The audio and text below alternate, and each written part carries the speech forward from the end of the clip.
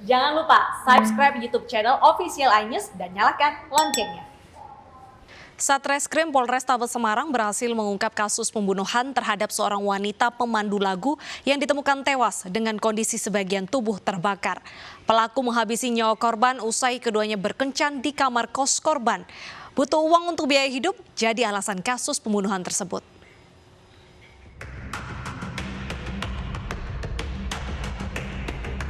Inilah rekaman kamera pengawas saat Dava Kurniawan dan Ibnu Setiawan mendatangi rumah indekos korban di Jalan Pusponjolo Selatan, Semarang, Jawa Tengah. Pelaku dan korban bertemu setelah berkenalan dan sepakat berkencan di rumah kos korban melalui media sosial. Salah seorang pelaku kemudian mengikuti korban ke dalam kamar kosnya hingga berujung pembunuhan. Kurang dari sepekan buron, polisi menangkap kedua pelaku. Mereka ditangkap di Tlogosari Kulon setelah kabur dan berpindah-pindah ke Grobogan dan Bandungan, serta Ungaran. Keduanya nekat membunuh korban karena desakan ekonomi. Mau apa? Uang dulu, Pak. Jadi kan berencana sama ini kalau mau cari-cari gitu. Terus hasilnya kan juga buat ekonomi dibagi dua. Menurut Kapolrestabes Semarang Kombes Pol Irwan Anwar, pembunuhan terjadi setelah keduanya berkenalan di media sosial. Saat berkencan, pelaku mencekik dan menjerat leher korban dengan kabel. Setelah menguasai harta korban, untuk menghilangkan jejak, pelaku mencoba membakar kamar kos korban, namun gagal. Seperti yang saya sampaikan tadi, berupaya menghilangkan jejak dengan membakar, meletakkan puntung rokok di tempat tidur dengan harapan akan terbakarlah tempat kejadian perkara ini. Polisi menyita uang tunai, ratusan pil koplo, telepon genggam dan sepeda motor yang digunakan pelaku. Keduanya dijerat dengan pasal pembunuhan berencana dengan hukuman seumur hidup.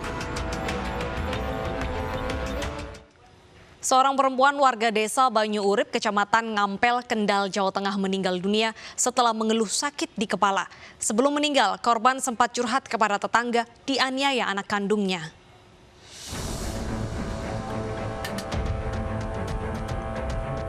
Warga desa Banyu Urip, Kecamatan Ngampel, Kendal, Jawa Tengah digegerkan dengan meninggalnya Romsih, nenek berusia 70 tahun yang tergeletak di depan rumah tetangganya. Korban mendatangi Sumiati, tetangga korban, dan mengatakan sakit di bagian kepala karena dipukul oleh anaknya. Tetangga tidak menemukan luka serius, hanya bengkak saja.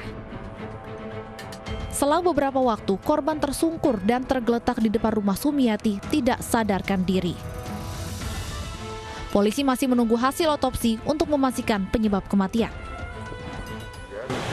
Misalnya karena ada kecurigaan dari warga bahwa ini merupakan kasus penganiayaan yang meninggal, maka kita lakukan otopsi untuk mengetahui lebih dalam penyebab daripada kematian.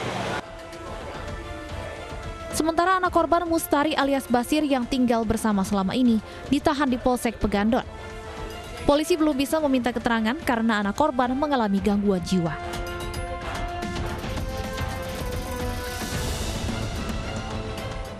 Seorang kakek di Jember, Jawa Timur tewas setelah dianiaya cucunya sendiri.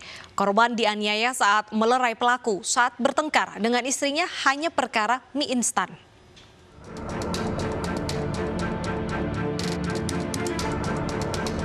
Niat melerai pertengkaran, Jamu, kakek 72 tahun, malah menjadi korban penganiayaan sadis yang dilakukan cucunya Abdurrahman.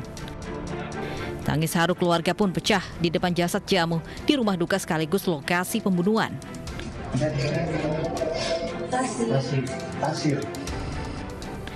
Kejadian bermula saat Abdurrahman bertengkar hebat dengan istrinya hanya perkara mie instan. Abdurrahman tidak terima disuguhkan mie instan, kemudian pelaku marah dan menganiaya istri. Mendengar pertengkaran di dalam kamar, nenek dan kakek Abdurrahman yang tinggal serumah berusaha melerainya. Namun malah menjadi korban amukan pelaku. Tersangka ribut sama neneknya ini sehingga tersangka dipegangi lehernya dengan menggunakan tangan almarhum dan tersangka ini meronta-ronta. Setelah meronta-ronta, bagaimana caranya biar saya lepas, akhirnya dengan menggunakan kedua tangan sekuat tenaga istilahnya menyikut perut daripada Pak Jamu ini almarhum, sehingga merasa kaget dan merasa sakit, terjengkang ke belakang. Akhirnya kepala ini membentur daripada dinding rumah yang ditempati tersangka ini, dan almarhum ini, Pak Jamu ini, meninggal di tempat kejadian. Pelaku dikenal keluarga memiliki sifat yang temperamental. Cekcoknya ya sama keluarga awalnya. Terus lepas itu dilerai lah sama kakeknya. Berhubung dilerai ya merasa enggak. Akhirnya kakeknya juga yang diamuk. Bukan cuma diamuk pakai tangan kosong, ambil pendungan. Memang anak ini sudah 4 kalinya sekarang. Atas perbuatannya, pelaku dijerat dengan pasal 351 penganiayaan dengan ancaman hukuman 15 tahun penjara.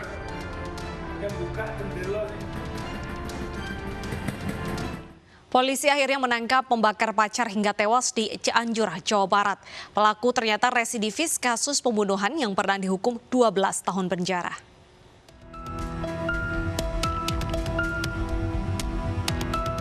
Polisi menangkap pria yang diduga membakar perempuan bernama Indah Daniarti, warga Kecamatan Cidaun, Kabupaten Cianjur, Jawa Barat. Dari tangan pelaku, polisi menyita barang bukti berupa jerigen, telepon genggam, dan korek api. Usai membakar korban yang menjadi pasangan kekasihnya, pelaku melarikan diri ke tempat persembunyian di dalam hutan wilayah Ciwidey. Pelaku mengaku cemburu sehingga terjadi cekcok antara korban dan pelaku. Padahal keduanya akan melangsungkan pernikahan setelah Lebaran. Cemburu apa gimana itu? Kenapa cemburunya? Kenapa si Indahnya ngapain? Sama cowoknya. Kamu apanya Indah? Kita kan mau nikah habis puasa. Nyesal Pak dan ini. Setelah dirawat 10 hari, Indah Daniarti meninggal dunia. Indah menderita luka bakar 60% di sekujur tubuhnya dan trauma saluran pernapasan karena banyak menghirup asap. Dede merupakan residivis kasus pembunuhan di Jakarta Utara dan melakukan aksi pencurian 2 kali. Ia mendekam di penjara selama 12 tahun dikurangi pemberian remisi. Pemirsa, Satreskrim Polres Malang, Jawa Timur menangkap 2 pelaku pembunuhan terhadap wanita pemandu lagu yang ditemukan tewas di sebuah warung kosong. Aksi pembunuhan ini diketahui bermotif cinta segitiga.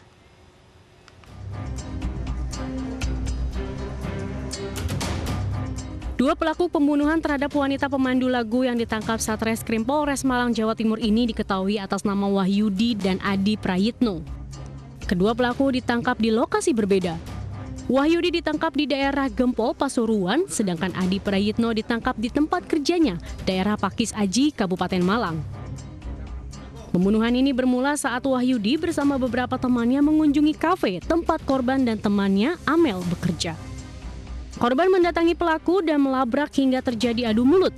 Kemudian pelaku pergi dengan truk dan menabrak korban hingga pingsan. Pelaku meminta temannya untuk melihat keadaan korban, namun teman pelaku malah menyetubuhi korban dan meninggalkan korban di warung kosong. Terus, kalau tabrak? Enggak, pertama sih enggak, kan saya cuma menghindari percekcokan awalnya itu. Karena tiap hari berantem, makanya daripada berantem lebih baik saya menghindar. Bisa starter truk itu tadi. Terus? Starter kena dianya. Atau kamu gendong? Iya, gendong sama saya. Hah? Iya, saya gendong. Seret? Iya. Ke? Samping kafe. Samping kafe? Iya. Terus setelah itu? Saya setuju di kafe dan saya tinggal. Kamu setubui? Iya. Kamu setubui juga? Iya. Kamu mabok itu? Iya.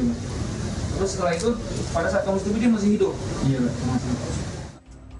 Wahyudi merupakan teman dekat korban dan hidup bersama di sebuah rumah kontrakan. Dari hasil penyidikan, motif pembunuhan ini diduga karena cinta segitiga antara Wahyudi, Amel, dan korban. Berpacaran, ya, bahkan sudah tinggal satu rumah di kos-kosan di depan pabrik Atrako, di dekat dalam Pakisani juga. Tapi kemudian berjalannya waktu mereka ini banyak terlibat cekcok mulut ataupun pertengkaran. Nah, akhirnya si Wahyudi ini sudah tidak betah dan sudah tidak suka dengan Ayu dan akhirnya meninggalkan si Ayu. Tapi kemudian juga menjalin hubungan lagi dengan perempuan yang berinisial A yang pada malam kejadian ini juga menemani si Yudi. Ayu itu mengetahui hal ini dan itu menimbulkan kecemburuan terhadap si korban. Makanya si korban ini mendatangi truk si Wahyudi yang kebetulan sudah parkir di jalan tersebut karena mengetahui di dalamnya ada Wahyudi dan perempuan kendaraannya. Warga Karangpandan, Pakisaji, Kabupaten Malang, Jawa Timur digegerkan dengan penemuan sesosok jasad wanita di sebuah bangunan warung kosong. Jasad pertama kali ditemukan oleh seorang petugas kebersihan yang kemudian melaporkan ke Polsek Pakisaji.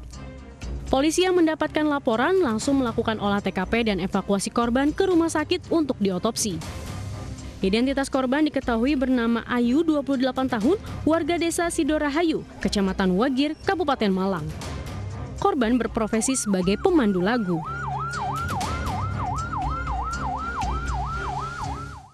Jenazah ibu dan anak ditemukan tewas dengan kondisi mengenaskan di kamar mandi rumahnya di Desa Bangunsari, Kendal, Jawa Tengah. Polisi menduga keduanya merupakan korban pembunuhan berlatar belakang dendam.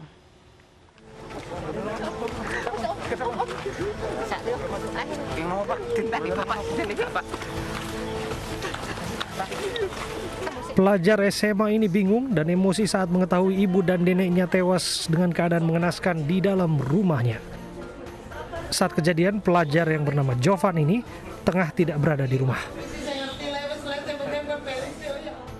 Jenazah ibu dan anak ini ditemukan warga setelah curiga karena rumah korban sepi aktivitas. Kedua korban dievakuasi ke Rumah Sakit Umum Dr. Suwondo untuk diotopsi.